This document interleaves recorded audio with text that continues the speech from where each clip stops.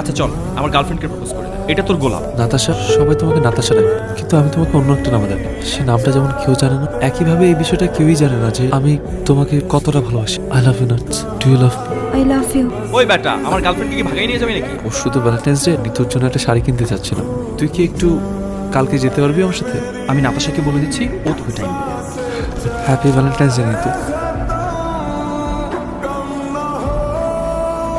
তুই নিতু কোথায়? তুই এসে পড়ে কেন?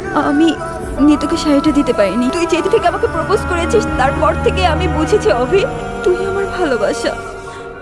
আমি তোকেই ভালোবাসি Abhi. Yes yes yes I did it দোস্ত। তোদের দুইটাকে এক করতে আমার জান বের হয়ে যাচ্ছিল।